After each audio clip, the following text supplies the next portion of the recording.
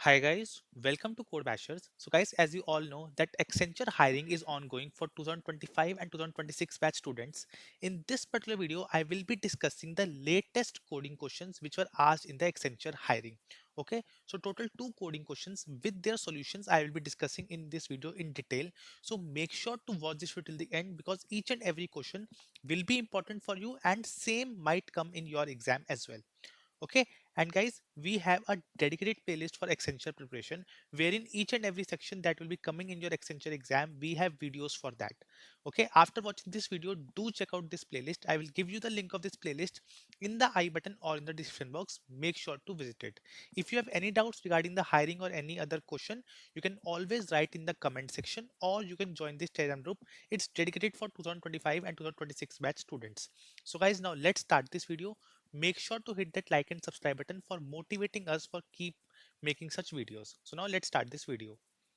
Okay, so guys, both the coding questions that I will be discussing in this particular video are very easy. Okay, they are asked in today's hiring only, but they are very easy. Okay, so this video will be short and make sure to watch this video till the end and hit that like button. Okay, so question one is given the input as n, find the nth Fibonacci series number. Yes, I know it's a very easy question. So what is a Fibonacci series? First of all, Fibonacci series example is this. That is the the second or the element will be the sum of the past two elements. Okay, let's suppose this 8, this is the sum of previous two elements. Again, this is this 21, this is the sum of previous two elements. So every element, the ith element in a Fibonacci series will be the sum of the previous two elements. I hope this question is clear to you. Let's just see with the help of input. So input is 1, that is you have to find the first element of the Fibonacci series. So guys, remember the elements of Fibonacci series are 0 index, 0 based index. So 0th element of the Fibonacci series is 0. First element of the Fibonacci series is 1.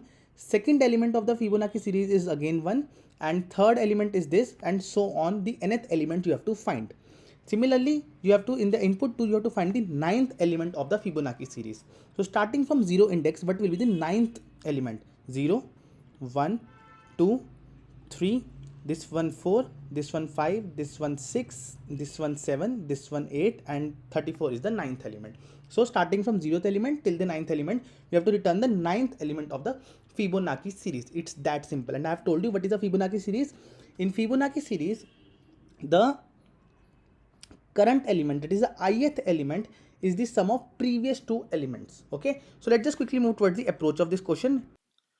Okay, so guys, before moving ahead, I would like you to know that on our top mid page of Code Bashers, we have Accenture exam preparation material. In this particular material, all the sections that will be coming in your exam are covered with their previously asked questions.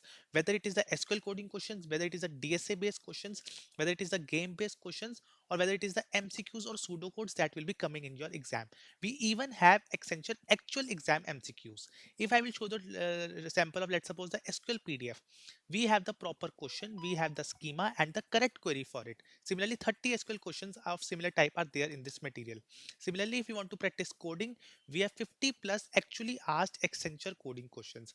Proper question, sample input, sample output, explanation, and the code is given to you. Similarly, we have the actual questions like around 40 to 50 MCQs which have actually been asked in Accenture this year, okay, with their correct options and their correct answer.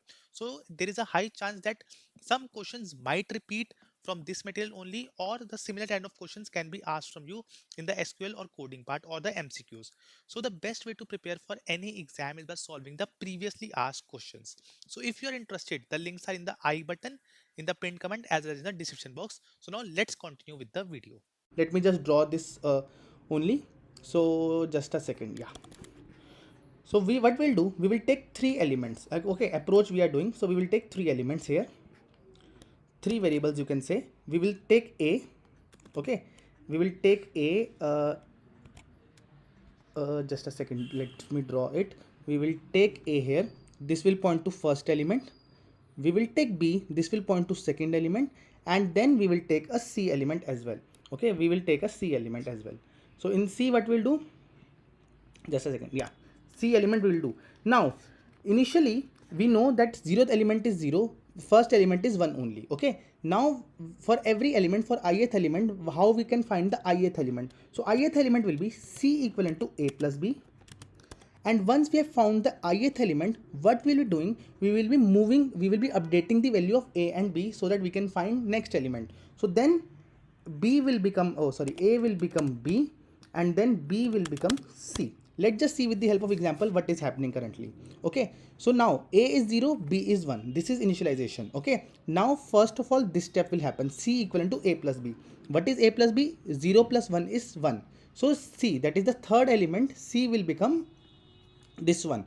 Okay, c will be pointing to this element. Okay, now what will happen? Now this thing will happen, a will become b, so a will become b, a equivalent to b, and now b will become c. Okay, b will become c. Just a second. So now b has become c. Now again in the loop we will do this, c equivalent to a plus b. So a is now 1, b is now 1, c is equivalent to 2. So now c will start pointing to 2. Okay, now again this thing will happen, that now a will become b, a will become b, and b will become c. Okay, b will now become c. Then again a and b, 1 and 2 are there. Now again c equivalent to a plus b. So 1 and 2, that is 3. So this loop will run n times so that we can find the nth element. So I hope this condition is clear to you what we are trying to do. Initializing a with 0, b with 1, and then continuously inside the loop we will run these three conditions. C equivalent to a plus b, so that c will now point to the next element. Then a will become b so that it can move ahead. Then b will become c, and then again c will become a plus b, that is this one. So this is how the nth element will be calculated. So I hope now the approach is clear to you. Now let's just quickly move towards the coding part. Okay, so guys, many of you were saying me, sir, please please tell us how to take input also. So I will be in this video, I will be telling you how to take input also. So first of all, we are in the main function. See, I am using C++, but you can use any language, Python, Java, C, any language you can use. So we are inside the main function. We need to find the nth element of the Fibonacci series. So int n we are declaring, then we are taking input as n, then we are passing this n to this helper function. This is a function name that you can give anything. Okay, so this helper function, we are passing this n. This n represents the nth element that we need to find in a Fibonacci series.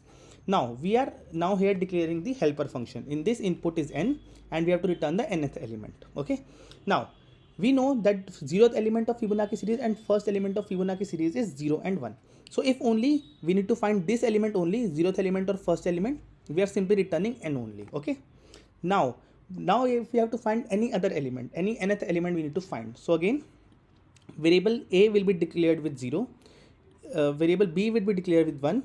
Then we will be running a for loop, that is from I equivalent to 2 till I less than nth, because we need to find the nth element. Inside this loop, what we will be doing, I have told you, we will be doing c equivalent to a plus b. Then we have to find the next element. What we'll do, a will be updated to b and b will be updated to c, because we need to move forward also to find the nth element. So this process will be continued till I is double equivalent to n. Once this loop is over, this c will contain the value of nth Fibonacci element. Okay, so in the end what we are doing, we are simply returning c only. So let's just see with the help of example. So what is the third element of Fibonacci series? Let's just see. So the third element of Fibonacci series is, I think, 2. Yeah, so answer should be 2. What is the ninth element of Fibonacci series? It is 54. So sorry, 34 it is. So answer should be 34 here. So yeah, you can see here. So this particular code will pass all the test cases that will be given to you. But again, if some moderations come in the code, first of all read the question carefully, then only try to copy this solution. Okay, else do not try, else try to write your own code. Okay, I hope this question is clear to you. Now let's just move towards the second question. Okay, so guys, the second question that I will be discussing is also very easy. Both the questions that were asked today are easy. So given a number n, convert it into the binary form. So you will be given a number n, that is a decimal number, and you simply have to convert it into the binary form. It is very simple. So okay, so 10 binary form is 1010.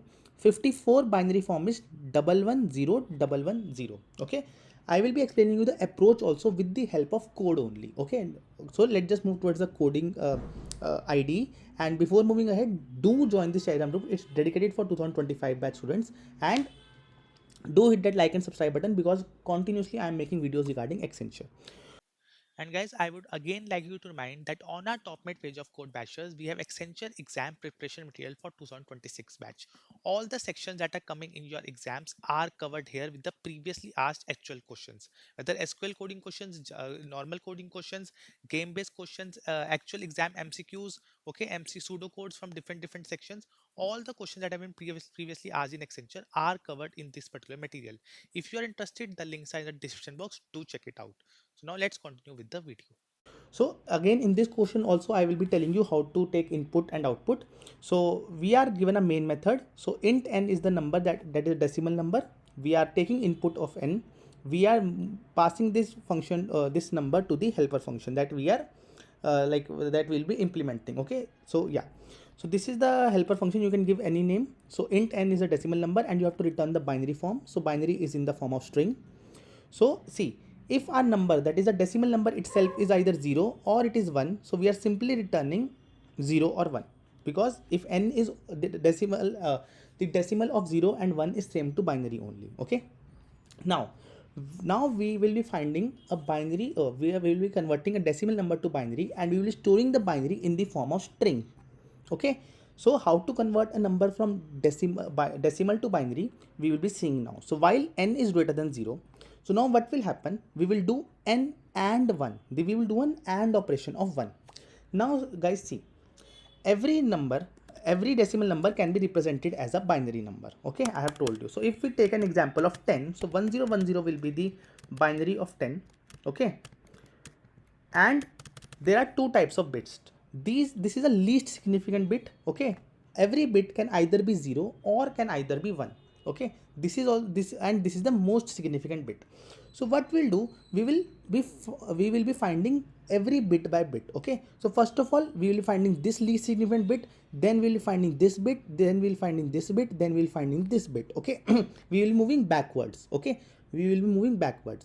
So this is a least significant bit. So if we are given a number in a decimal number and we need to find out what is its least significant bit, so what is its least significant bit, what we will do, we will perform an AND operation. We will perform an AND operation with 0 or with 1.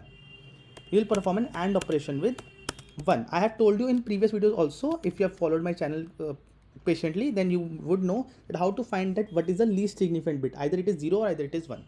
So what we'll do, this is the number and we'll simply do an AND operation with 1. So if we are doing the AND operation with 1, you know that these two numbers 0 and 1 AND will give us 0 only. So all these numbers, once done with 1, so it will give us 0 only. So 0 0 0. So entire number will be 0 only. Now we know that our least significant bit is 0. So what we will be doing, if we are performing an AND operation with 1, if that AND operation returns as 1, it means the least significant bit is 1. If that AND operation returns 0, it means our least significant bit is 0. So if it is 1, what we are doing answer equivalent to 1 plus answer. Else if it is 0, we are doing answer equivalent to 0 character plus answer. Now why we are first adding this bit and then the rest of the bits? Okay, why we are doing this? Let me tell you.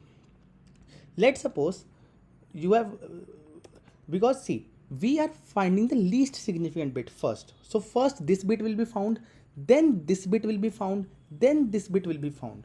So therefore first this bit will be added to the answer, then the remaining 1 bit will be added, then the remaining 0 bit will be added, then the remaining 1 bit will be added. So therefore we are moving backwards. Therefore first the bit is getting added, then the rest of the answer is getting added. And in the end what we are doing, n is equivalent to n right shift by 1. So currently we have our number this. So once we have found out what is the least significant bit, either it is 0 or 1, then the role of this particular bit is done. So what we'll doing, we will be simply using the right shift operator. We will be doing right shift by 1, then it will give us 1 0 1.